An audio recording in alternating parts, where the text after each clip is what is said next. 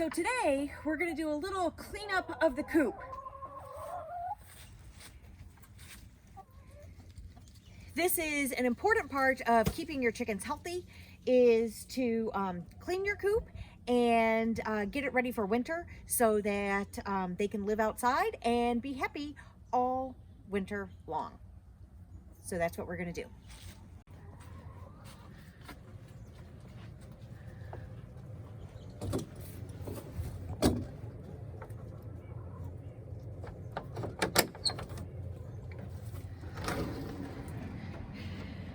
A look inside the coop. So we made this little entry area, which has turned out to be a brilliant maneuver on our part. This allows the human to go in and deal with the feed or the bucket or the other stuff that you need, and not have to disturb the chickens themselves. Here you will see we made, these are their nesting boxes here, and we made these little openings so that you can collect the eggs without going in. If I had to do it over again, I would just forget that part, because first of all, it was a pain in the butt to make, and second of all, I always wind up going in anyway, because I like to just kind of, eyeball everything and make sure everything is looking good. So, so let's go inside and see what we have here. So inside, you are seeing a very dirty coop. It has been, I don't know, probably a week maybe since I have cleaned it out. So this is it. This is all the poo from their roosting areas. The floor, that is not poo down there. That are feathers. We have at least 3, maybe 4 of our girls molting right now, and it kind of looks like we're slaughtering chickens in here. This was decorated by some of my family. These are the names of the first batch of chickens we ever raised. We raised them during COVID, and their names are all around here. And then over here, I will show you this. This is a plywood container that I made that holds their feed, and it is connected to a big PVC tube that has that little opening right there. So when I put the feed in the top here, it runs down, fills this up, and as the chickens eat the feed out of here, more falls down for them. And that has been a very successful way to feed them. It also keeps the feed dry and rodent free. So I thought that I would start by showing you what is in the people part of our chicken coop. We have a small area. It's maybe 1 step worth wide, or long, and then just about this far wide, that is dedicated to people. There's a screen door to get you into the chicken part of the chicken coop. But this is where I'm able to store all of my stuff that I don't want the chickens messing with. So I'm gonna give you a tour of what we have in this little area. So the first thing that we have is the bucket. This is the bucket that I carry waste out of. So any of their poo and their old shavings, I use a pooper scooper, and I scoop it up and I put it in this bucket, and then I carry it to my compost bin. I do not use this bucket for anything else. No water in there, no food in there, no eggs in there, ooh yuck, just the poo. Another thing that I have in here that is a must-have is a pair of scissors. If you steal the scissors out of my chicken coop, I will hunt you down and kill you. No, well, maybe. So this is for opening bags of feed or bags of shavings. It's also nice, like sometimes you have to adjust some of the chicken wire that's in here, and if I don't have gloves, then I'll use this as like a little tool to do it and not get pokey hands. So just general all-around super helpful tool. I also have a stick in here, which I use to measure the amount of feed left in my feeder. I did not make my feeder out of anything see-through, so I can't really tell how much feed is in here. So I have a little stick, and I used to even have measurements on it. Oh yeah, if I can go down, let me see, if I hold it this way, I don't really know how my measurements work anymore. I just stick this down in there and feel how much feed is left so I know whether to add more. So also in here, I have, let's see if I can lift this up for you. Yeah, it's not too heavy. I have a metal little garbage can with a lid. That's what I keep the extra chicken feed in. And I have a scooper. We keep it in there, a metal one, so that no rodents could get in there. Honestly, we have not had any trouble with rodents at all in our chicken coop, but I know that that is a problem for some people. This was a 7x7 Rubbermaid shed that we were not using for anything because when we moved here, all of a sudden we got a pole barn, so we didn't need this little shed.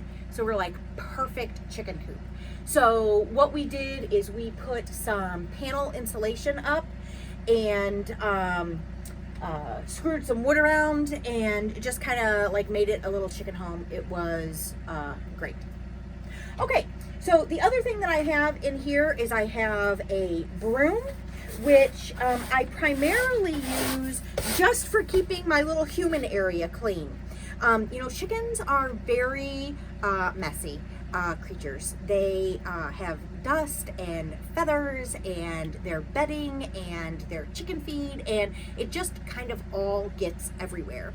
So it makes me feel better to have a broom in here that I can just brush things right outside and kind of keep it nice for me, because I have to come in here every day too. Another thing that I have in here is I have a electrical cord. We do have electricity run to the coop. We do not have water, but we do have electricity run to the coop. And this, while permanently installed here, is really only used for a few days out of the year.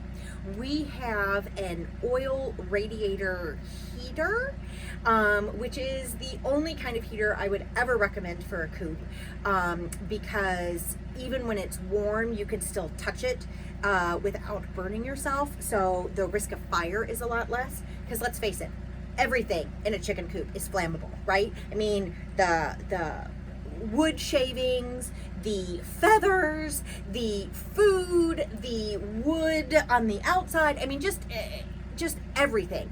And it is inhabited by not very smart, also flammable creatures that can fly. So I really try to be quite cautious about any heating that I put in the coop. We live in Minnesota, so we have days during the winter where, like, usually there's 1 or 2 cold snaps where it's like -40.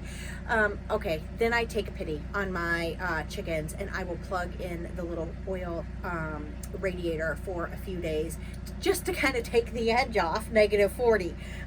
But otherwise, the chickens do just fine in an unheated coop.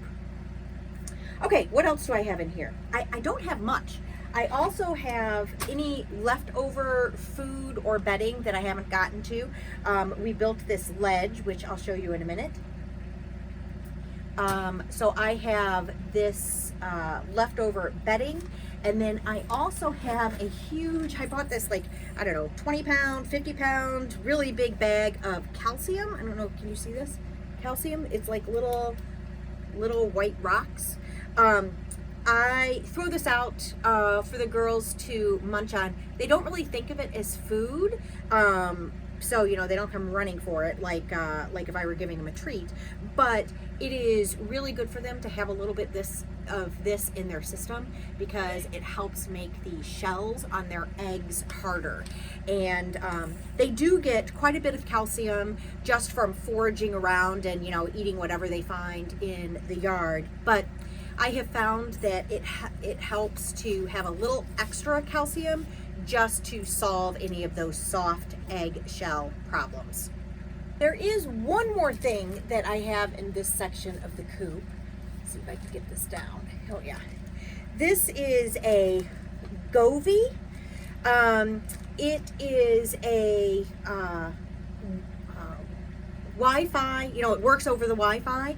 It is a measurer that lets us keep track of the humidity in the coop. One of the most dangerous things for chickens is too much humidity in their coop.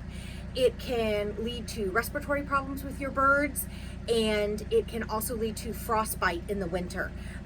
So we measure this, and because Steve is Steve, he likes to do it from inside the house while we're watching TV. So we have a Wi-Fi set up so that we can monitor from there.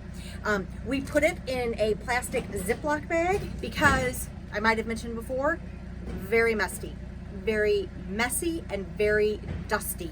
So we need to protect the electronics.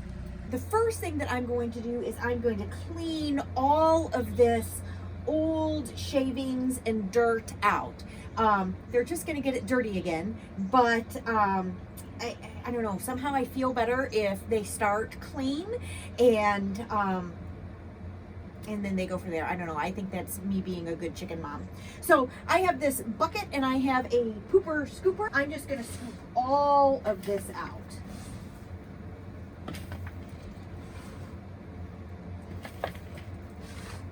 We built these roofs up here for the chickens to sleep on, which was a major win because the chickens are only really in here if they're getting something to eat, laying an egg, or roosting for the night. And that means that they don't poo on the floor. They only poo at night when they're sitting up here. So the floor actually remains quite clean. There's dirt, but there's not fecal matter. And all the poo winds up going on this solid base that we have here. So it makes it very easy to clean year round.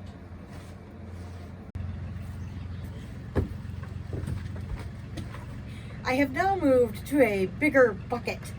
See, my small one is great for everyday use, but for a big cleaning like this, this is going to save me quite a few steps running back and forth to the compost pile.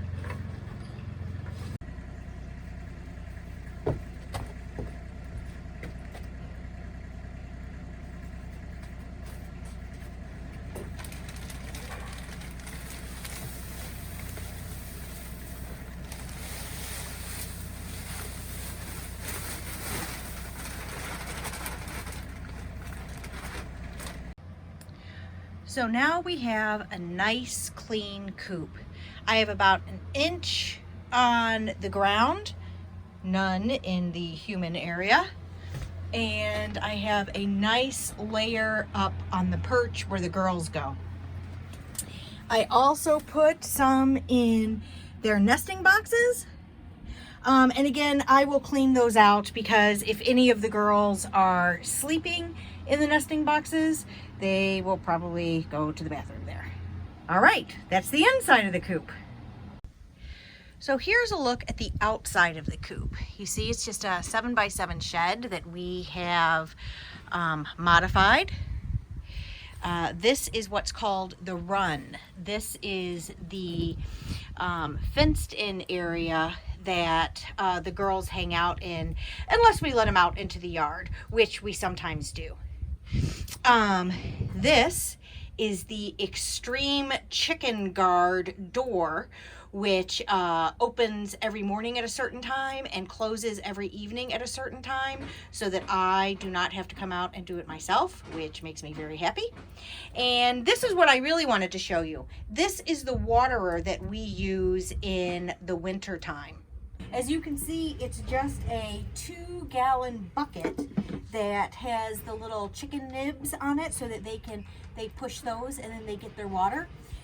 The great thing about this though is that it is electric, which means it is heated a little bit. So each day I just bring a bucket full of water down here and fill it up, but the electricity keeps it from freezing and the girls have access to fresh water whenever they want. I will say that one of the great things about this chicken waterer is the lid is it's slanted and it is a slick plastic, which is great. That means that it is difficult for the girls to get comfortable up here. So you don't have dried poo all over the lid that you have to lift up each day to put more water in. We had originally thought about building our own chicken waterer and saving ourselves the, $40 or whatever. But we were going to use a 5-gallon bucket for that. And the 5-gallon buckets have a flat lid, and the girls would roost up there and they would get it all yucky and gross. So Steve and I decided this was a better mousetrap. So here are some common questions that we get about our chickens. One question is do we have food and water both inside the coop and out here in the run? And the answer is no. We have their pellet food only inside the coop. We do throw some around out here just as a treat. Oh, that's Steve. He's working on the tractor. Anyway, we do throw some food out here for them, but their actual food is only in the coop. I don't think that is particularly important.